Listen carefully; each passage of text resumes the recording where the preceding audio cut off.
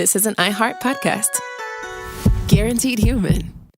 With no fees or minimums on checking accounts, it's no wonder that Capital One Bank Guy is so passionate about banking with Capital One. If he were here, he wouldn't just tell you about no fees or minimums. He'd also tell you about how Capital One cafes are open 7 days a week to assist with your banking needs. Yep, even on weekends. It's pretty much all he talks about, in a good way. What's in your wallet? Terms apply. See CapitalOne.com/bankguy. Capital One N.A., member FDIC.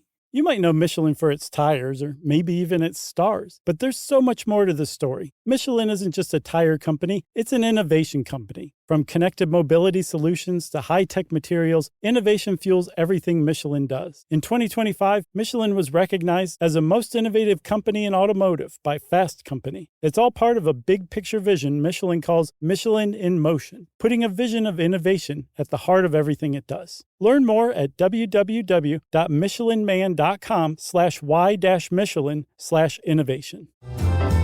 Welcome to Stuff You Should Know, a production of iHeartRadio's How Stuff Works.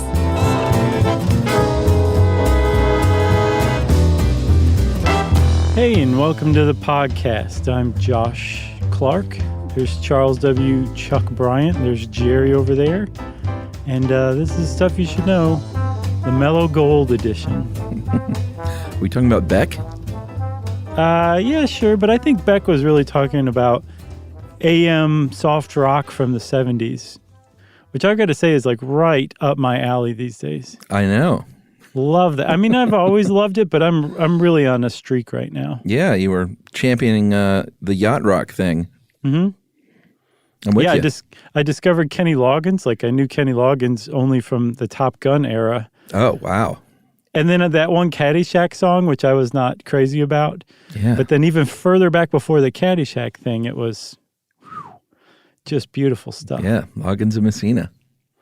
Yeah, I don't know if I've heard any Messina stuff, so I think I'm catching them right after the Messina part, right before the Caddyshack part. Okay, that's a pretty narrow Kenny Loggins window. That's niche right there. But anyway, I'm talking about Mellow Gold because I think you and I can both agree, Chuck, that even just reading about beekeeping, let alone actually engaging in the act of beekeeping, is about the most mellow, just relaxing thing that you can possibly do on this planet. I think it's just above bird watching and birding because birds don't sting you. Okay, so it's less mellow than bird watching? No. Yeah, it's less mellow. I think bird watching is the most mellow thing on the planet. Okay. And I think because there's a threat of stinging, then bees have to be just slightly more stressful. Yeah, we should probably just go ahead and cut to that particular chase. Like, if you are a beekeeper, you're going to get stinged. Like, the bees don't necessarily know you exist, and they certainly don't learn to love you or anything like that. Mm-hmm. There's just certain tricks and techniques you can do to vastly cut down on the chance you're going to be stung. But you're going to be stung, like from what I've seen several dozen times a year from working very closely with bees, handling them, interacting with them. And so if you have a bee allergy, you probably don't want to take up beekeeping. But don't turn this episode off because, as we were just saying, even just reading or hearing about beekeeping is relaxing. Yeah, and it's a great thing to do for the environment now because bees are super important to the environment, and they're dying off because people spray for mosquitoes and use herbicides and things like that in their yard, and that's not cool. No, but it's not just that. Remember, there's the colony collapse disorder episode that we did. No one ever got to the bottom of what has been the cause of this. There's like so many different culprits, from like Roundup to pesticides to cell phone towers was a culprit there for a little while, or suspected culprit.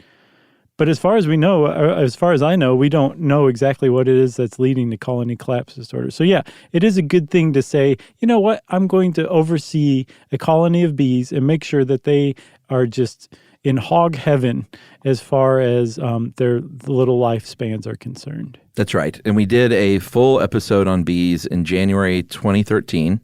What else did we do on bees, Chuck? We did a TV show episode on bees, and I sent you a clip from that episode today, and we both just had a good genius. laugh. I thought it was good. I was like, this Really? is actually pretty good compared to how I remember it. Yeah. Oh, wow. I thought it Yeah. was so bad. Really? That's funny. That's how I used to feel about it. Like I couldn't watch 10 seconds strung together of that Yeah. show. It was so cringy to me. And I guess enough time has passed where now I look back on it, I'm like, this is actually not nearly as bad as I remember it being. Nostalgia has kicked in. It's the Sha-Na-Na effect. I guess so. That's funny you say Sha Na because I was just listening to Sha Na yesterday. See? Yeah, it's that Bader-Meinhof effect. That's what's going down. Which is even more astounding because I was listening to Bader-Meinhof this morning.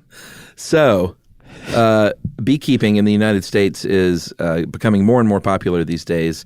Here's a stat, and this is an article from the old How Stuff Works website.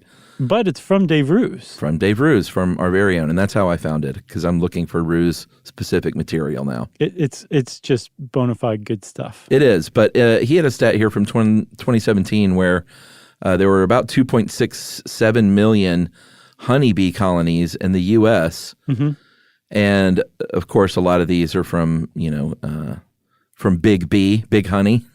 Right. But there's a lot of backyard beekeepers doing their best work and going out there with their mellow gold, smoking up those hives, and getting out that sweet, sweet nectar. Yeah, and actually those are good people to buy it from if you believe in immunotherapy like I do, which apparently is still considered unproven hoodoo, but it makes so much sense that you could introduce small amounts of like local pollen that you may develop an allergy to prevent from getting allergies, which means that you want to buy honey that's been produced within 10, 20 miles maybe of where you live. Yeah. So you would want to go find one of those small beekeepers who sells their honey. Yeah, if you're on your Facebook neighborhood page or your next door neighborhood page, chances are you will see someone pop up every now and then that says, I've got honey or eggs or something like that, or goat's milk. Just go get that stuff and eat it up. Right. Who wants goat's milk? Who wants goat's milk? You know, the traditional Facebook post greeting. That's right. You could also go to like a street festival in your town or something like that, like a little community festival. You're probably going to find local honey there, or a health food store, something like that. Or goat's milk, you know? Yeah, and while beekeeping is for sure fun, and this made me want to do it, and I may do it one day. Me too, but you got to have some time. It is not the easiest thing in the world to do. It kind of came across to me as one of those things that, like a lot of stuff like this, your first batch may not be the best, but like you learn and you get better and better at it. Yeah, and I want to shout out, too, also to some of the great resources in addition to this How Stuff Works article. I actually called a guy from Honey Harvest Farms in Glendon, Maryland. His name is Jeff. And Jeff helped me out with some info that I just couldn't find online. But some of the sites I came across include Carolina Honeybees, Iron Oak Farm, and Scientific Beekeeping. And all three of those are great resources. But there's a lot of really good resources on the internet to help explain how to do this and answer more like arcane questions. And there's tons of forums. Like people who are really into beekeeping, I found, are called Beaks, Bee Geeks for short. Yeah. And they are definitely into this. So there's tons of resources out there to kind of get started and just kind of dive in. But yeah, I got the impression that like there's always more to learn. Sure. And each colony over the years is probably has its own personality, I guess is how you'd put it. Yeah. Should we go back in time, though, and talk about the history? I think so. Because they found honey that is 5,500 years old. Where? In Georgia, not our Georgia, obviously. Oh, the other Georgia. Yeah, and honey is very famous for not going bad. They say if you find old honey like that, you can just heat it up and it will go back to being just delicious honey, even if it's crystallized. Right, because the crystallization is just kind of an unavoidable consequence of aging, but it's easy to reverse, right? Just with a little bit of heat. Yeah, and That's you got pretty honey cool. again, flowing. Right. So did they taste that honey? I'm not sure if they tasted that honey, but they found other old honey that they've tasted, and it's supposed to be pretty good. That's cool. It's honey. It tasted like honey, I think. Right, and it does. And It chicken. stores for right. Tastes like chicken, and it stores forever. Like literally, from what we understand, because it's sterile and it stays generally sterile.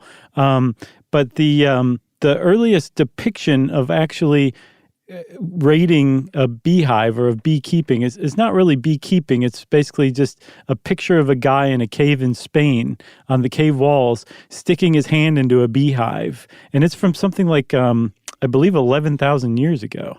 Yeah, 9,000 BCE. And sticking his hand in that honey pot. As far as real beekeeping goes and on a domesticated level, we all know that they did it in Egypt in about 2,500 BCE. But of course, people think China probably beat us, or not us. I'm not Egyptian. Chuck casts his lot with Egypt, everybody. They beat us to it here in Egypt. So in Egypt, though, eventually they have something like in hieroglyph, they have like beehives clearly depicted, honey pots, and then they've also found hives that were clearly human built, made of clay and straw from as late as 2,900 years ago in Israel. So we've been into honey for a very long time, and at some point we figured out that you could probably suffer a lot fewer bee stings if you kind of insinuated yourself into this bee colony. And that's ultimately what beekeeping is we'll see. It's humans saying, okay, I kind of get this life cycle of the bees and the bee colony and what's going on here. I'm going to kind of manipulate this or oversee it, supervise, I guess is how you put it, this natural process in order to basically steal the honey from the bees at the end of the summer. That's right, in a way where they can keep making honey, because in the early days, the very first beehives that people domesticated were hollowed out stumps and tree logs and things, and they would destroy these. They would get that honey and then be like, all right, let's just destroy it and kill everything that gave us this delicious honey. There was a better way forward later, but it also took the skep, S-K-E-P. If you've ever seen what looks like a turned over basket with a hole in the bottom as sort of the symbol of beekeeping, that's called a skep. And they still use them today here and there. I think like the most hardcore old school naturalist beekeepers might use a skep. Read hipster. Yeah, hipsters use skeps. Or they outside the developing world, we rarely use them these days, but they're still around, and you can find pictures of them. And if you look at on images online, and they have pictures of them turned over, and you can see the combs stuffed in there. It's kind of cool looking. Right, yeah. And like you said, it's basically like the international kind of homespun symbol of beekeeping and honey raising. That's right, but that was not any better for the bee because you had to destroy the hive with those as well. Right, it's bad for the bees, but it's also bad for the beekeeper because you have to reestablish a new colony every time you harvest, and you can keep a colony going for a lot longer than just 1 year, you know? Yeah, and things really kind of took a leap forward in Switzerland in the 18th century with a man named Francois Huber, who had the first movable hive, the leaf hive, which was sort of like a book. It turned like a book would. And this was a good design because you could get these, you could get the honey and not the brood, and you can remove these leaves without killing the colony, which was a great step forward. But it still wasn't like the best design yet, and that one never really caught on. It didn't catch on, despite Huber's efforts to promote it. He would go into town and say, oh, well, let's see what's on the next page. Bees. What's on the next page? More bees, everyone. And town folk just never really caught on. No. But in the 19th century, there's a guy named Thomas Wildman, and he started working with what are called bar hives, which I have also seen called Kenyan bar hives. So I suspect that Thomas Wildman got the idea from Kenya. But it's like basically a long trough, or like, you know, those standing planters that you can keep a number of plants in, but it's just basically like a long rectangular raised box. Sure. It's like one of those. But then if you lift the top of the box, there's just a bunch of bars that stretch across the top inside, and that's it. They have like a notch hanging down, but if you pull that bar up, you see that the bees have created combs dangling from those bars, which is this bar hive is still very much in use today. Sure. It's just not nearly as widespread as the one we're about to talk about. Yes, that would be a man from Pennsylvania, a minister named Lorenzo Langstroth, who said, I will one day be the father of American beekeeping. Mm-hmm. And everyone was like, what are you talking about? And he said, just pay attention because I have discovered what's called the bee space. And everyone was like, what are you talking about? Is this a sermon? He was widely questioned. Like everything he said, he'd be like, I have to go to the bathroom. People would be like, what do you mean? What's wrong with you, Langstroth? So what he discovered is there's this magic space called the bee space where bees can really do their thing successfully. Mm-hmm. And he found out that bees would not even build a comb in a space tighter than 1 centimeter. Right. And so he said, this is the bee space where they can produce the comb in the right amount and not enough bee glue is going to get in the way. Like, this is the magic area, and I shall declare it bee space, and it shall be fruitful. Yeah, and it was like, believe it or not, realizing that bees don't build comb or glue in anything tighter than 1 centimeter revolutionized beekeeping. Because now with that bee space, you could build these beehives so that on the edges of them, they were just 1 centimeter between the sides of, say, where the combs were built. You could keep these frames or these bars separated by 1 centimeter. So there's enough space, like you were saying, for the bees to work, but not enough for them to glue together, which was an ongoing, apparently millennia-old problem of having to harvest and getting a bunch of combs stuck together at once. With the space, now all of a sudden you had little bits of comb that you could manipulate a lot more easily, and that was like a huge contribution to beekeeping, strangely enough. That's right, and he got the first American patent on a movable frame beehive in October of 1852, hooked up with a cabinet maker from Philadelphia, named Henry Borquin, and started building these things, started selling them and did okay, but he found out that his patent was way too hard to enforce. He tried to for a little while, but it was basically a waste of his time, and the patent was just walked all over, and he ended up getting no royalties, but did revolutionize beekeeping. So a Langstroth hive then is a proprietary eponym? Is that what you're saying? Well, I mean, he got the patent. Right, and he couldn't enforce it, so it just became like Kleenex. Sort of. Or aspirin. Yeah, I mean, if you buy a Langstroth hive today, then for sure he's not getting any dough because he's long dead. Long dead in the ground. But so this hive, this is really cool, and we'll talk more about it later, but just put a pin in it that this is the most widespread hive. Like Langstroth figured out how to make a beehive that is so close to ideal that since the 1850s, it's gone virtually unimproved. Which is pretty significant accomplishment, if you ask me. Yeah, and I looked at these ware hives, W-A-R-R-E, right, which is another kind, but I'm sure there are differences once you dig in there, but it didn't look that much different to me than the Langstroth. Yeah, I couldn't really tell much of I saw, the Langstroth doesn't have this quilted thing of cardboard shavings or whatever. So there's I think it's the very small differences that make a big difference in differentiating between these hives, yeah. So should we take a break? I think we should. And then, Chuck, when we come back, we're going to talk a little bit about bee society, okay? Let's do it.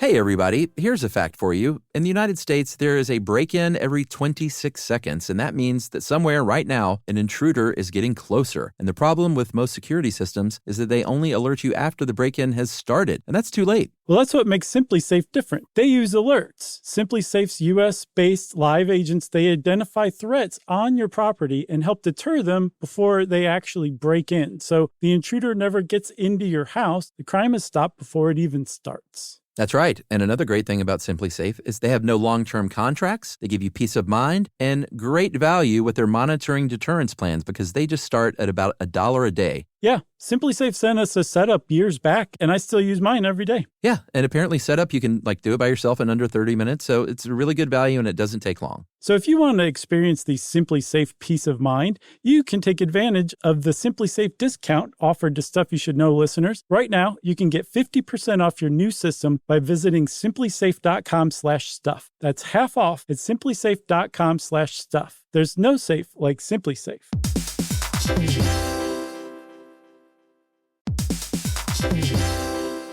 Work can be a little weird. One minute you're in a meeting that could have been an email. The next you're trying to decode corporate jargon that somehow means nothing. And don't even get us started on the quick sync that turns into a 45-minute deep dive. Yeah, well, the truth is figuring out your career isn't always straightforward. Whether you're trying to grow, pivot, or just stay relevant, it can feel like you're navigating it all on your own. Well, that's where LinkedIn comes in. That's right. LinkedIn can help you grow your career, helping you confidently navigate your path with insights, ideas, and inspiration from your professional community. You can stay up to date with the latest trends in your field, connect with people who get it, and discover opportunities tailored to your goals, your experience, and what actually matters to you. Whether you're looking for something new or just trying to grow where you are, LinkedIn gives you the tools and connections to move forward with confidence. Because LinkedIn is the network that works for you. Visit linkedin.com/knowstuff to learn more.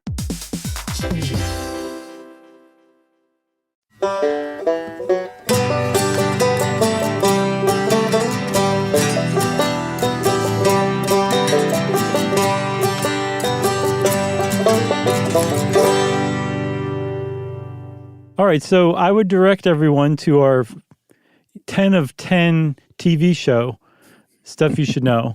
And in particular, the Bees episode, which, by the way, I wrote. I have an executive producer credit on that show from writing that episode. Well, you have an executive producer credit on every episode. That's true. Because I really earned it on that one. Writing it. Well, listen, so that's funny because that's how it was explained to me at the time. But Chuck, I just want to go on record here. I went to Herculean lengths to keep you from getting stung by a bee in that episode. That's and they said, absolutely not. Chuck has to get stung. Just to make the episode worth watching, he has to get stung. And I thought it was a better idea if you didn't, if we kept building up to it and it never happened. But they said, no, we're not going with that. But I tried really hard to keep you from getting stung. That's right. And we had little fake bees that they put on my eyeball. But I would direct people to the January 26th podcast episode instead. Why not both? Sure. But if you really want to learn about bees, that's where we dive into it super deep. So I guess we'll just consider this a bit of a recap. Okay. So in the world, there's something like 20,000 species of wild bees. But in honeybee or beekeeping, you're going to find usually one species of bee, Apis mellifera, which is either the European or the Western honeybee. And there's different varieties. They call them races, with like breeds of dogs. We call them breeds. Yeah. But they're all still the same species, Canis lupus. But with bees, they're all the same species, Apis mellifera, but the races are different. So you have like the Italian honeybee or the Carnolian honeybee or the Russian honeybee, but they're all races of European or Western honeybee. That's what you're going to find everywhere. Yeah, and these things are amazing. I remember at the time we were just sort of obsessed with bees after that episode, so much so that we wanted to do it for the TV show. And one of the main reasons is because they're what's called a superorganism, which basically means you take a Western honeybee out on its own and that thing isn't going to do anything worthwhile with its life. It couldn't order dinner at Roy Rogers' restaurant. It's so dumb. No, but when you put all these things together, all these bees have very specific jobs that we're going to go over here in a second. And all these coordinated actions, and that is this superorganism. They are one whole, like 60,000 honeybees acting as one in order to produce honey. Hive mind. It's that hive mind, right? So I mean, we get so many hive mind, worker bees, all these like things that are in like our lexicon are all taken from the way bees do their thing. Right, exactly. And so when you put them together, this larger superorganism an emergent property of the collective actions and the instincts that these bees are following. If you put it all together, they interact and form this larger whole, and that's the colony. And so on the individual level, you have 3 different types of bees. You've got worker bees, which make up the vast majority of the population. They're all female. They're all sexually undeveloped females. That's right. And they do almost all of the work, as usual, around the hive. That includes everything from raising the eggs to creating wax. What else do? They make the honey. They go collect the pollen. They defend the hive. They serve as guards at the entrance. Like, they do almost everything. Yeah, they take care of that queen, which is the biggest one of all. Literally. So this all made me nervous when I was reading this again, because so much depends on the queen. It all depends on this one bee. Wait, it made you nervous? Yeah, it's not like, oh, there's a bunch of queens, so if one of them dies or something happens, then you're fine. No. You got to have that queen, and there's just one of them. I can't remember where we heard it, but like somebody said somewhere that like the queen is their slave. And that's actually like kind of true, because the queen's whole job, Chuck, is to basically keep the colony going and optimistic through this pheromone that she creates, but also to like lay all of the eggs and fertilize them. But that's a lot of eggs. It's a ton. Like, apparently a queen can lay up to 1 million in her lifetime, right? Yeah, and that's over a few years, but that's about 1,500 eggs a day. But my point is this. The queen is their slave because she does this for them. She keeps the population going, but they decide when it's time for another queen to be born, as far as I know. Sure. Is that correct? I think so. Okay. We'll find out in the listener mail. Then you got your drones, of course. Those are the male bees. And it is funny. You have one queen. You have these males that all they do is mate with the queen. Mm-hmm. And then these female worker bees do literally everything else. Right. But on the other end, the female worker bees are the ones who get to decide like who lives and who dies. Sure. And if you're a male drone, once you've mated with the queen, which happens in midair outside of the hive. It's very sexy. It is super sexy. The queen mates with multiple males at once, gathers their sperm and stores it in a little sack, which she then goes and like lays eggs and fertilizes the eggs as she sees fit. Because I believe unfertilized eggs are drones and fertilized eggs are workers. So the queen is actually keeping an eye on how many of what are needed. But the drones, once they mate, especially when it comes time for winter and all of a sudden they're starting to hit up their food stores and things are getting scarce, the drones get pushed out into the cold to go off and die by themselves. That's right. That's a pretty ignominious end. Yeah, and it's a good time to point out that at different times of the year, bees are going to be more well-fed naturally. Mm-hmm. And as you'll see when you're beekeeping, you have to keep track of what time of year it is because, like you said, in the winter, it's going to be super scarce. But even in the fall and early spring, you're going to need to supplement their food intake.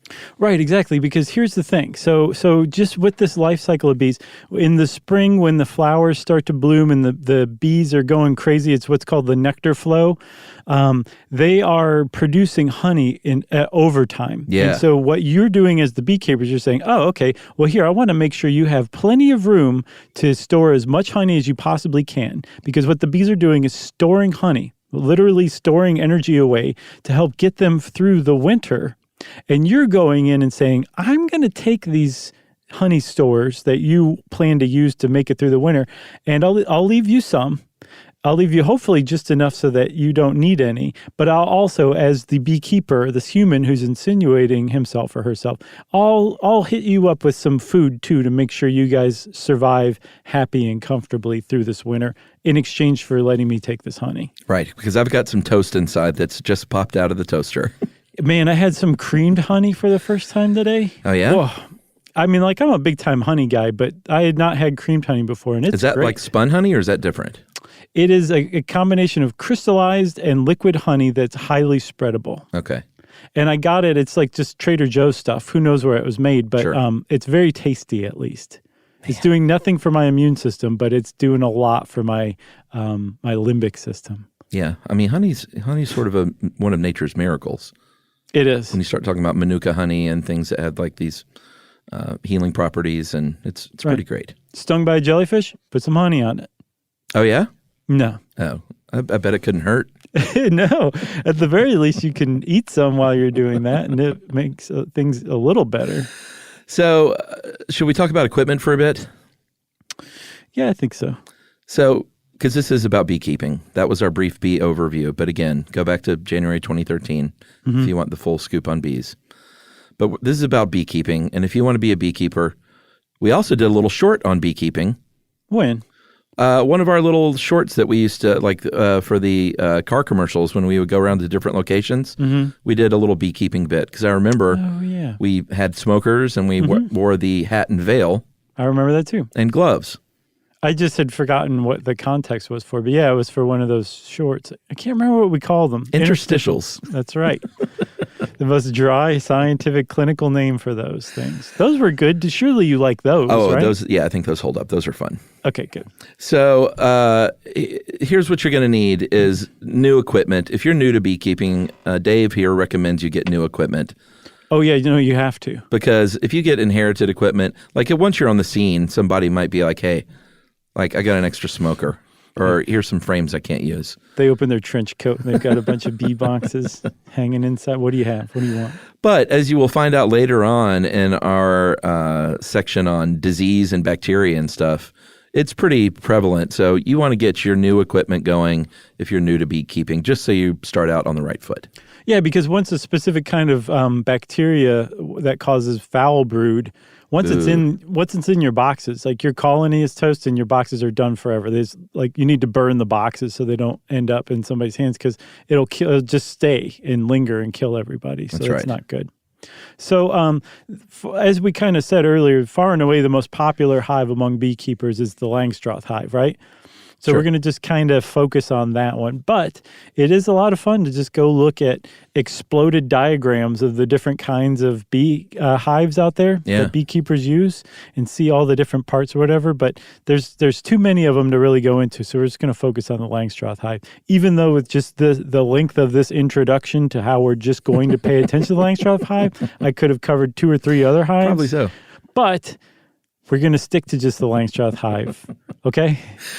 So you could build one of these things if you were good at this kind of thing. But what I recommend is that you go online or you go to, if there happens to be a local apiary store in your village, go buy one there. If you live in a village, there's an apiary store for sure. But yes, they also sell mustache wax and beard oils. Handmade axes. And handmade axes.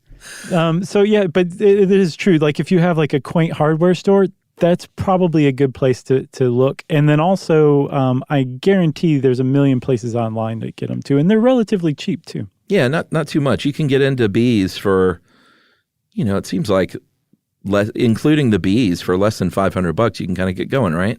That's what I'm getting. And probably if you really, watched what you were doing, maybe half of that. Yeah. All right, so you get your Langstroth hive, and this thing has a big box on the lower half called the hive body, or the brood chamber, and this is where the bees are mainly. Yeah, and even below that, you have a stand that the thing's sitting on. Sure. It raises it off the ground, and usually it's kind of angled, so it's like a landing pad for the bees. And then it also improves circulation. Then you have the bottom board, which is the floor of the hive, which protects the hive from invaders from above. And then you've got the brood chamber above that, the hive body. That's right. And that's where they're going to be building that comb. That's where the queen's going to be laying her eggs. Yep. That's where they're going to raise that brood up, and that's where they're going to store the honey that they think that they're going to be eating in abundance. Right. And then you've got a really important piece of equipment that would be very easy to overlook if you don't know what you're doing, but you're going to have issues if you don't get it. It's called a queen excluder. So you remember, Chuck, that you said that the queen is about twice the size of the workers? I don't know if I said that, but that is true. You definitely did. Okay. I'm here to tell you. When you add a queen excluder, all it is basically like a mesh or slats or something like that are spaced far enough apart for the workers to easily make it through, but it's too close together for the queen to make it through.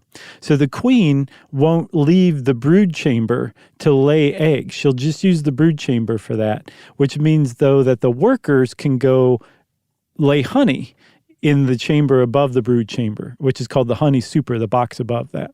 That's right, the honey super, not the supper. No, just the super. And I didn't see why they call it that, did you? No. The honey superposition, maybe? I don't know. It's a nod to quantum physics? Maybe so, but this is where they're going to store that surplus honey when the plants are blooming and that nectar is flowing, and you're skimming some off the top as the beekeeper. Yeah, and like if you did not have that queen excluder, the honey super would be just another brood chamber, because the queen wants to use as many places as she can to lay eggs, and then they lay honey around it. So the eggs, which also serves as the nursery for the brood, and the honey, they're all like together in the same combs. But because you put that queen excluder, she's not laying eggs in that honey super, which means it's just sweet, delicious honey in all of the combs on the frames, which we haven't talked about yet. Well, yeah, these are the frames. These are frames that you can take in and out. They hang vertically. And these days, it's pretty amazing how far they've come. They are actually pre-printed with beeswax or some sort of foundation made of plastic that's just sort of says, here you go, bees. Here's a little head start. Right. But you found some extra interesting stuff about the bees and their wax-making abilities, too. Yeah, I did actually. So like it takes about a tablespoon of honey to make an ounce of wax. Yeah. And bees make wax through a gland, right? They eat the honey and secrete wax instead. And so whenever they create a new brood chamber, they secrete it as wax in basically a circle, and then they use their body heat to shape it into a hexagon. Yeah. And the reason they make perfect little hexagon, too. Right. And the reason that they make hexagons is because they don't know this, but structurally, it is the most structurally sound shape in nature that uses the least amount of material. Right. Which is just astounding that bees instinctually know to make a hexagon. A hexagon, right? Not octagon. Hexagon. Right. Yeah, so they 5 sides. but they start with the circle and then use their body heat to melt it into a shape. Well, anyway, when they have to do this for each egg that they put in a brood chamber, they have to do this for each cell that they put honey into, and then they also make wax to cap the honey off. Yeah. So it requires a lot of honey to make that wax, which means logically, if you can give them a leg up, either with pre-printed honey or plastic, or leaving as much honey as you can from the honey harvest, or leaving as much wax there as you can from after the honey harvest, they don't have to make new wax. They can reuse the old stuff, which means that's less honey that your bees are eating to produce wax, which means it's more honey that you're getting. Yes. And by the way, if you're typing an email to me right now because I said hexagons are 5-sided, please stop. Okay. It is 6 sides to You're a thinking hexagon. of septagons. Yes, everyone knows that a 5-sided structure is a circle. Wait, what is a 5-sided one? Huh? What's a 5-sided one? Is that a pentagon? Or is it pentagon? Yeah. You're right, pentagon. I played enough Dungeons and Dragons as a youth that I should know this, but I don't remember. I get my gons confused sometimes, everyone. Well, Chuck, I'll teach you a little cheat here. Okay. Just refer to all of them as polygons and you're covered. Oh, really? Oh, yeah. So like every hexagon, it's a polygon, that kind of thing? Hexagon, triangle, anything with 3 sides or more, it's a polygon. And what about ask circle? someone... No, not a polygon. That's a circle. But ask someone to debate you, they can't. You'll just shut them down every time. Yeah, and also make new friends at parties. Right, exactly. Come at me, fight me. Polygon. So you're also going to have a feeder in this thing. We talked a little bit earlier about the fact that you're skimming this honey and taking some for yourself as it's made in excess. And at other times of the year when it's like especially late summer and winter, their pollen resources are going to be lower, obviously, right? Because things aren't in full bloom. So you're going to have to help feed these little fellas and little ladies. There are feeders. Dave here says something about a Ziploc bag with sugar water with a slit cut, but I've seen That's the most rudimentary thing I can imagine. Right. The one small step up is like sort of an aluminum pan with sugar water that slides in and out of this box. Yeah, and you know those like pet feeders, those pet waterers that have like the water some up of in them look like that. Yeah, so that's specifically called a Boardman feeder, Yeah. and it's just a mason jar filled with sugar water and screwed into the mason jar cap, which is inverted in a little wooden thing with some slots for the bees to get in and out of, and the cap is perforated so the sugar water just slowly drips out. Yeah. And so it's a long, steady supply of water that you slide the wood part that the cap is inserted upside down into the front entrance of your beehive. So all you have to do is unscrew the mason jar and put more sugar water in every once in a while when the bees need it. It's a really easy way to feed bees. That's right. But specifically, you mentioned pollen. I saw something that I didn't realize, but when you reach about the fall, you don't want the bees to have any pollen. If you're feeding them, it has to be like pure sugar water, because if they eat pollen, that will produce solid waste. And bees are really clean, and they won't go in their hive. They leave the hive to go evacuate their bowels, which actually ties into that yellow rain short stuff we did. Remember that? That's right.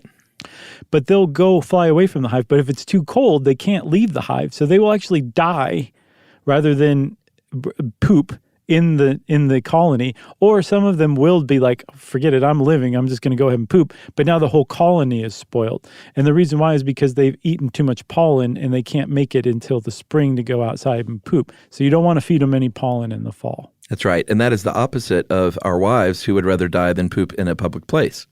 Right, exactly. Me too. I basically would as well. Oh, I'll poop anywhere.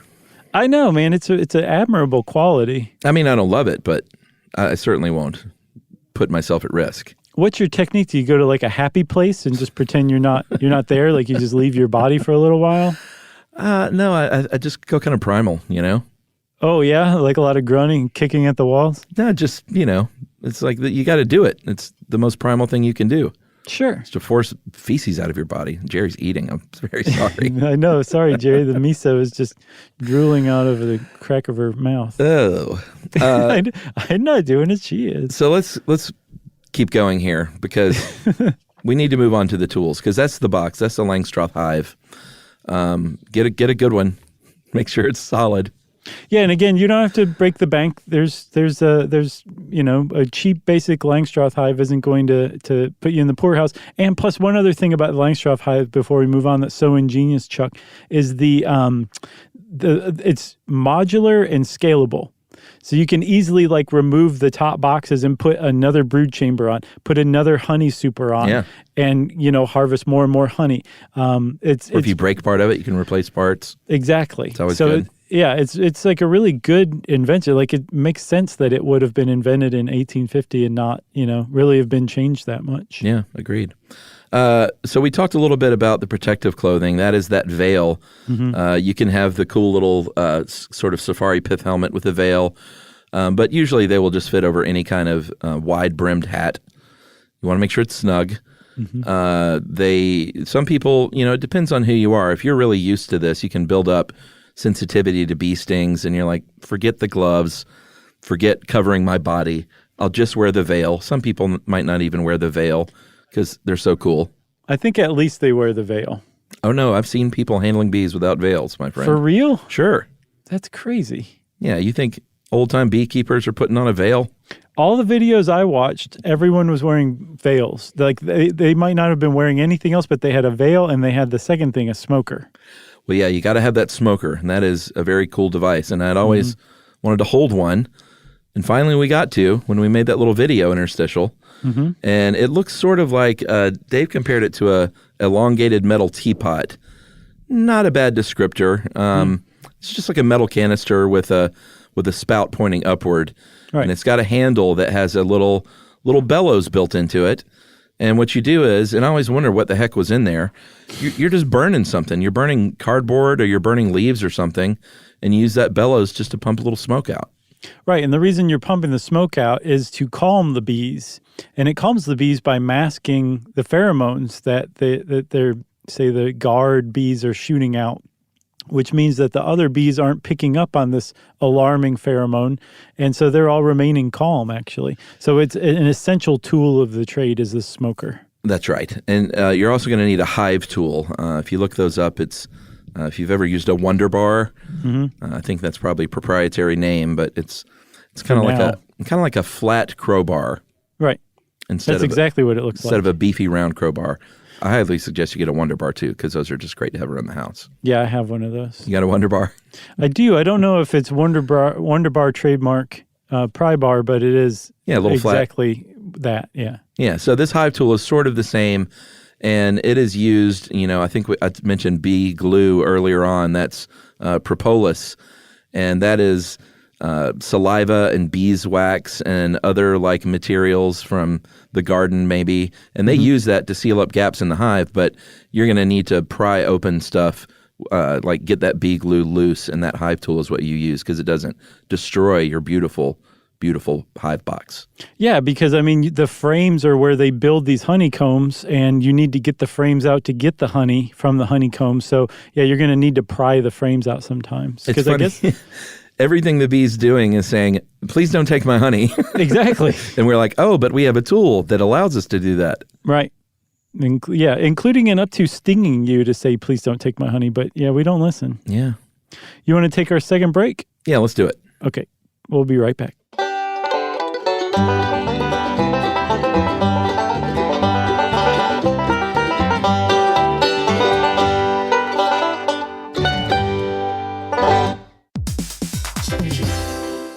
Hey, everybody, here's a fact for you. In the United States, there is a break-in every 26 seconds, and that means that somewhere right now, an intruder is getting closer. And the problem with most security systems is that they only alert you after the break-in has started, and that's too late. Well, that's what makes SimpliSafe different. They use alerts. SimpliSafe's U.S.-based live agents, they identify threats on your property and help deter them before they actually break in. So the intruder never gets into your house. The crime is stopped before it even starts. That's right. And another great thing about SimpliSafe is they have no long-term contracts. They give you peace of mind and great value with their monitoring deterrence plans because they just start at about $1 a day. Yeah, SimpliSafe sent us a setup years back, and I still use mine every day. Yeah, and apparently setup, you can do it by yourself in under 30 minutes, so it's a really good value and it doesn't take long. So if you want to experience the SimpliSafe peace of mind, you can take advantage of the SimpliSafe discount offered to Stuff You Should Know listeners. Right now, you can get 50% off your new system by visiting simplisafe.com/stuff. That's half off at simplisafe.com/stuff. There's no safe like SimpliSafe.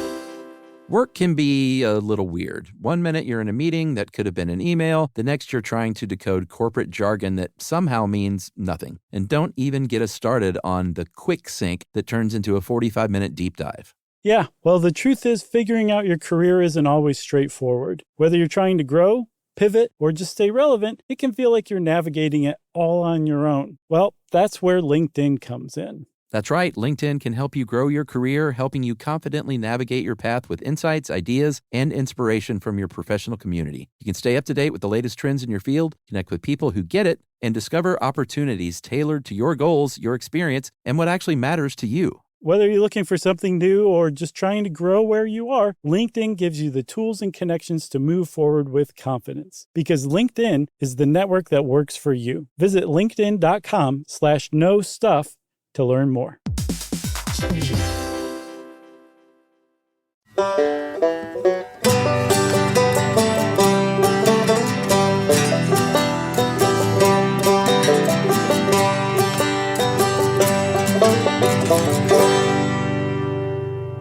All right, so if this whole thing has really floated your boat as it did us, because Chuck, I guarantee you both of us are going to be country folk beekeepers by the time we're dead. Yeah, in our retirement. Right. So if you've been bitten by the bug, the bee, if you've been stung by the beekeeping I saw that coming. bug, there's actually just a few things you want to do to get started. It's not hard to get into. It's one of those things like, have you ever taken scuba diving lessons? Nope. You learn how to scuba dive, and it takes about 30 minutes. And then the rest of, say, the week-long course is to teach you how to stay alive if something goes wrong. Right. beekeeping is kind of the same way. Like it's really easy to get into and learn the basics, but it takes years of just understanding and learning and picking up new things to really become an advanced beekeeper. Yeah, and it's you can read books and you can go online and you can take courses, but like with everything, there's nothing like firsthand experience. And like you said, it's going to be a while. I did not mean to do that. I'm sorry. But in a couple of seasons, you're going to really know what you're doing to a large degree. Yeah, Dave Roos says, man, go find a mentor. There's plenty of beekeepers out there they're not going to yell at you for asking. They'll probably be happy to pass along this knowledge and information. I think so. It seems like a hobby/job that people want to spread the love of. Right, like creamed honey. So Dave says, though, just there's some basic things to start. You want to pick a location for your hive. And one of the first things you want to do is make sure that you're allowed to have a hive depending on where you live. If you live out in the country, there's probably very few ordinances. Most ordinances either say you can't have bees here because this is a city and within the city limits, no bees are allowed. They say bees are farm animals, so they belong on a farm, or bees are non-domesticated animals, so same thing. Or heaven forbid you have an HOA. Just forget about it. Yeah, literally forget about it if you have an HOA. Yeah. There's one place called Champlain, Minnesota, and they say, at least as far as the University of Minnesota says, that they allow bees so long as, quote, the neighbors are on board. That's the official law. From what I understand, I don't know if that's in in the city code or the county code, but that's how it was put on the University of Minnesota website. So that is a good point, though. You want to make sure your neighbors are cool with it, or at the very least that you have enough land that your neighbors aren't going to be bothered by the bees. Yeah, but if you have a neighbor that says, I'm deathly allergic to bees, and then tell them to move. Right. Either that, or it's time for you to get into like RC planes. That's right. So you get your local ordinances all settled. You pay off your neighbor, and then you want you want to direct that bee traffic. Like where you set it up on your property is important. You don't want to have the hive entrance and exit facing your neighbor's property. Right. You want to have it facing your house, and you want it ideally facing south or southeast. Yeah, and the reason why you want to have it facing south or southeast is so it gets all sorts of really good morning sun, because that'll wake the bees up and get them going and saying, get off your duffs, lazies, and get out there and start foraging and make me some honey. That's right. They also say that it's goodbye if you have some bushes or a privet or a fence near the entrance, because when they leave the hive, that's going to encourage them to go upwards. Yeah, rather than to your neighbor's pool. That's right. So you also, in addition to making sure the beehive gets morning sun, you want to protect it from strong winds. Yeah. You want to make sure that it's definitely protected from afternoon, the worst of the afternoon sun, so say like between 2 and 4. You don't want unobstructed sun just beating down your beehive. It's going to cook them. And you also want to make sure that there's a good, all-weather cap on the beehive that's going to protect it from rain and stuff like that, too. And speaking of rain, you also want a water source nearby. Yeah, you made a joke about going to your neighbor's pool, but that could happen because bees need water. They forage for water, and they cool the hive with it.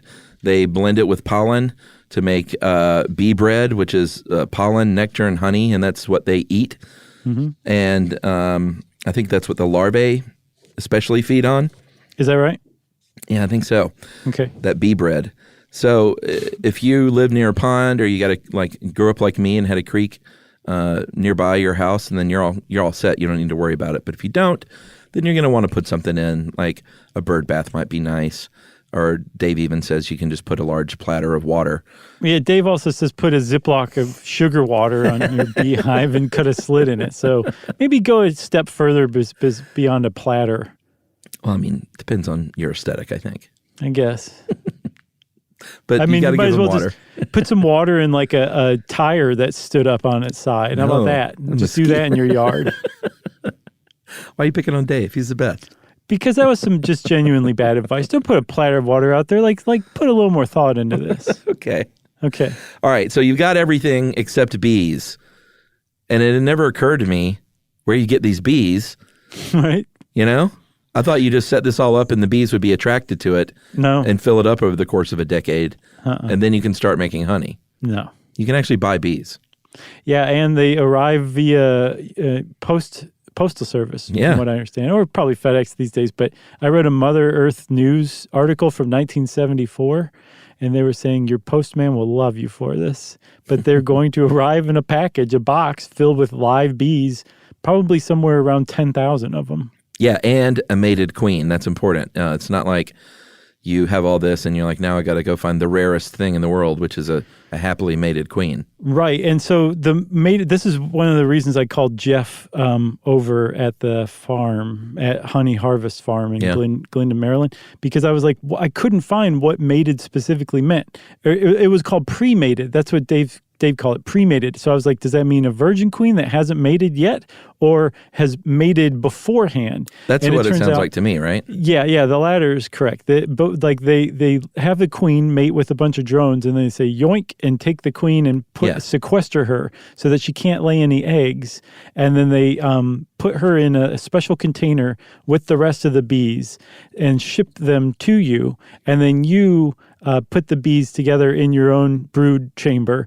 with the queen in her sequestered thing, and you peel back a little like piece of tape or something, and that exposes a little candy plug, and the workers eat through the candy plug to free the queen. It's pretty cool how it all works. It really is. And I've also seen that the candy plug, which is meant to also keep the queen bee alive during transport, if it comes out or something, you can just plug it with a marshmallow too, which is the most quaint thing I've ever read in my entire life. You should also try and get your bees locally. If you get them locally, then you know, A, that they haven't been shipped a long way, which is going to stress them out, and B, that they're going to be hip to your scene. They're going to be down with your weather and just cool with the bars and the restaurants that are nearby. Right. They'll know all about the local schools that the parents never stop talking about, and everyone's just going to be happier. Right. So also, hopefully you can just go pick them up. But I do have the impression that there's tons of mail order bees too. Oh, sure. But you whenever it is, you want to order them so that they arrive in early spring, because your whole goal here is to get this colony up and moving and really healthy and well populated and raring to go by the time the spring flowering and the nectar flow begins.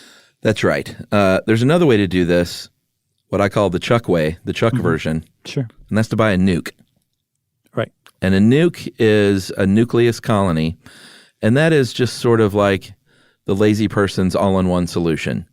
You buy a hive box, it's preloaded, it's stocked, it's got an active queen, it's got eggs, it's got your brood, it's got your pollen stores, it already has honey, for God's sake. Right. And they call it, like I said, a short for nucleus colony is a nuke, and you can get a nuke for not much more than this other stuff. Right, yeah. And I mean, so basically it's the brood chamber component that we were talking about with the Langstroth hive. That's basically what you're buying, is they ship you a like you say, a ready-to-go brood chamber, and then you just start putting a queen excluder and, super boxes and all that stuff on top, and there you go. It seems pretty smart to me to try starting with that as well. When I was looking at the price, I was like, geez, what are these nukes, like $1,000? And it seems like it was all about $50 more than starting from scratch. But I think you can spend quite a bit on a starter kit of bees if you're, say, looking to have just purebred bees. Oh, like something specialized? Rare. Yeah, like just Italian honeybees or just Russian honeybees, because they different races have different kind of tendencies. Like sure. Italian honeybees tend to keep a larger population over the winter, which means that you need to leave them more honey or feed them more, but they're also friendlier, more docile, that kind of stuff. But it's really expensive because those bees are artificially inseminated and like really in a very controlled environment. Whereas with most of those ones that you're spending like $100 or $200 on 10,000 of them, they're what they call mutts, which are just like, a whole bunch of different races of the same species of bee. And they have a lot of different characteristics, some of which may actually make them less susceptible to diseases than, say, like purebreds are. It's like a normal person compared to British royalty or something. Is that too soon? I don't think so. Okay. So once you've got everything set up, your main job is going to be to feed your bees, try and keep them from swarming, and then making sure they stay healthy from disease and mites. Mm-hmm. You're going to be harvesting that excess honey along the way, like we've been talking about, Right. and going to be feeding them that sugar water Right. to keep them happy. And as you're doing this, you're going to be learning more and more about just sort of the shorthand of it all. Like when you go to even lift the back of a box, you're going to know just by weight, like how heavy with honey the thing is. You're not going to have to keep pulling stuff out and looking at it over and over. That's pretty impressive. Yeah, all these little shortcuts. But we need to talk about swarming because that's a big deal and something that seems like it could happen fairly easily. If you have a good, healthy hive going on and they're producing a lot of brood, it's going to become overcrowded. So you want to part of avoiding this is to keep your population in check. But if you don't, then they're going to swarm, which means half of your colony, and sometimes all of it, is going to say, "Come on, queen, let's go. Let's leave this place. I don't like this apartment anymore because it's too crowded." Right, which is just a unavoidable natural process. Because if you think about it, what the bees are doing is reproducing and growing their population. And then eventually when things get crowded, they split into two and go establish a new colony or leave the old colony behind, right? So you're artificially preventing that from happening by doing things like inspecting the brood chamber for signs of queen cells, like little queen larvae that are being grown by the workers, which means that they're preparing to swarm and start another colony. Yeah, that looks like a little peanut sort of hanging off of your comb. And if you just go through and pick those off, literally just get them out of there, then the bees are like, oh, okay, I guess we're not going to raise another queen now. But there's other things you want to do too, like you want to actually physically get rid of some of the brood to control the population. You're just basically saying this idea about swarming, we're not going to do that. We're going to make it so that you have more room by controlling the population. Yeah, when you say get rid of the brood, that doesn't mean take these frames out and burn them on the fire. You're going to be involved, hopefully by this time, with other local people in the area that are doing this. You're going to be going to beekeeper meetings and getting hammered once a month on mead. Right. And you're going to trade with your friends. You're going to say, hey, I got too much going on here. I'm afraid I'm going to get a swarm happening. So here's some brood frames if you can take them. And people are going to be very grateful for that. Yeah, because it's kind of like getting a free nuke to supplement your colony that's maybe not doing so good. Because there's two problems. One, your colony can be too healthy, and then it's going to swarm, which you want to prevent. Or it can be weak, which means that it can be overwhelmed by robber bees, nearby bees that come through and just steal a bunch of stuff and basically kill off the weak colony. So yeah, to supplement your numbers with a brood frame that somebody doesn't want because their population's starting to swarm, that would be a very good thing to have. That's right. One other thing about swarming, Chuck, that's how you make a bee beard. That's right. You take a queen and you tie her to your forehead, and the bees will come and form a beard around your face. That's what they're doing with the bee beard. It's pretty funny looking. And they will get stung, but the reason why they're not totally stung is because before they swarm, the bees gorge themselves on honey for their travel and to go establish the new colony, and they're just following the queen. And so if the queen is tied to your forehead, they're just hanging out waiting to see what she's going to do. Totally. All right, we need to talk about disease because it is bad right now. There's something called the varroa mite, which is a parasitic pest, and it is very small. It came to the United States in the 1980s and is the most common cause of bee death and colony failure right now because 42% of commercial beehives, almost half, in spring of 2017 were infected with varroa. It's a bad problem. It is because they will lay their eggs, these mites will lay their eggs on the larva or the pupa of the bees, and they will feed on the pupa and either kill them or deform them. They will also attach themselves to adult bees and suck their blood. They spread disease. It's a really bad jam. And so as being a beekeeper, you have to keep an eye out for any kind of mite infestation and then treat it accordingly. That's like a basic part of beekeeping, but also something that's a little more advanced than anything we could really go into now. It's just know that part of beekeeping is monitoring for diseases and pests and then treating them. Yeah, you don't want more than 10, and there are various ways that you can test how many mites you have. That once you get into beekeeping, you're going to learn all these little tricks. But you don't want any more than 10 mites per 200 bees. Right. And if you have more than that, then you're in trouble. And when you look at a picture of these things, like sitting on a bee and feeding on it, it's just, you just want to like pry it off of there. Right. And squash it. Right. But then foul brood, which we mentioned earlier, is another big problem. And it got its name from the sulfurous smell that a brood frame will have when you pull it out. And once you have that, your whole colony's gone. They're goners, and you need to burn your woodenware boxes. Yeah. I saw dead fish. Because I saw sulfur, and I was like, well, does it smell like farts? Right. But then I saw dead fish was kind of what a lot of people said it smells like. And if you've got that, then I'm sorry. That's what a letdown. It is a letdown, especially if it happens, right around, right before they really start producing honey.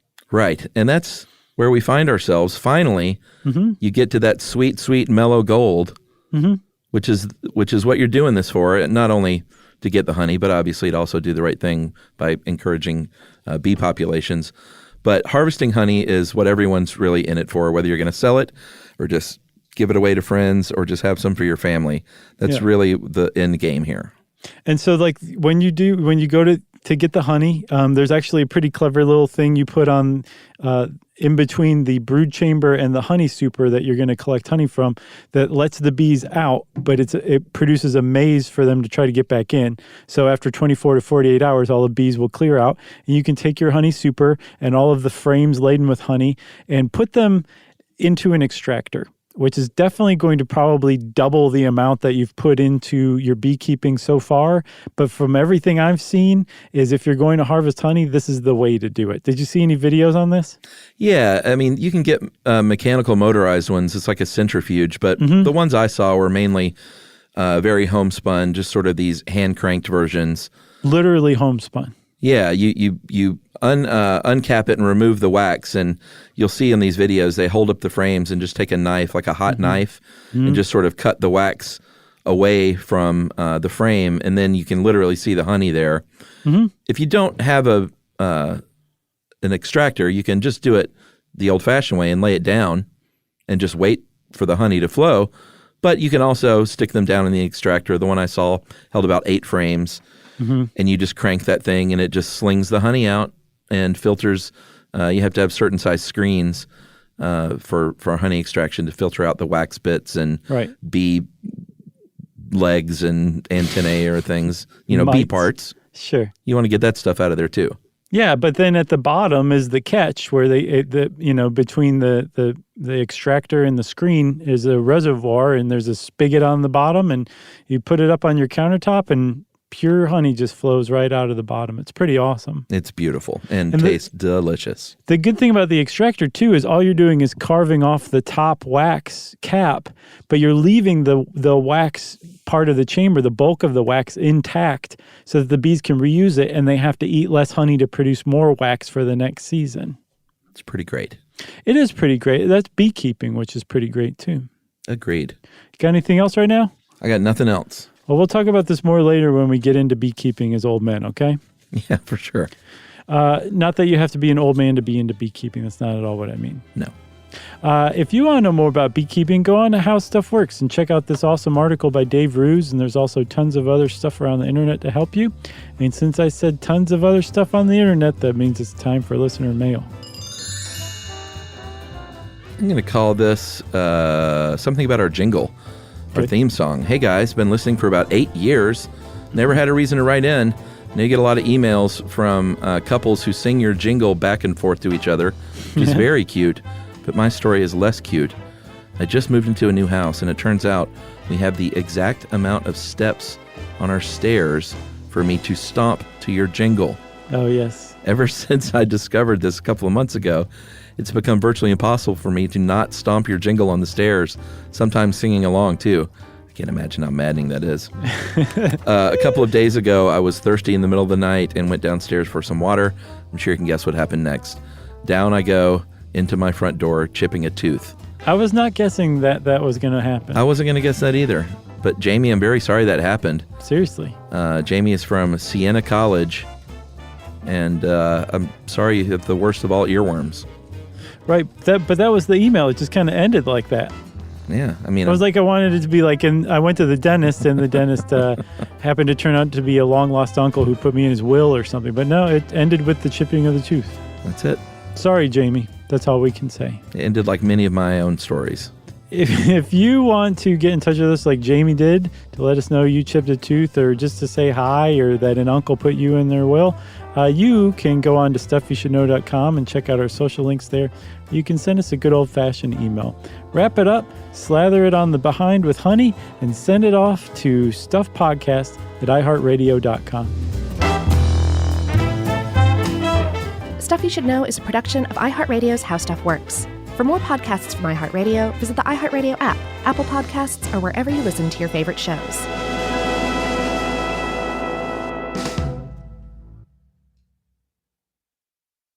Brought to you by the Spam brand. I'm about to drop some sizzling hot knowledge, everybody. Did you know there's a blue can loved around the world with festivals dedicated to it? That's right, it's Spam Classic. The cultural icon went from fueling the world in the 1930s to earning its own museum. And today there are 12 mouth-watering varieties like teriyaki and Korean barbecue flavored, plus the original Spam Classic, ready to fry up in your favorite dish. Fans everywhere, keep sizzling it up, breakfast, lunch, and dinner. Spam brand, sizzle pork, and Learn more at spam.com.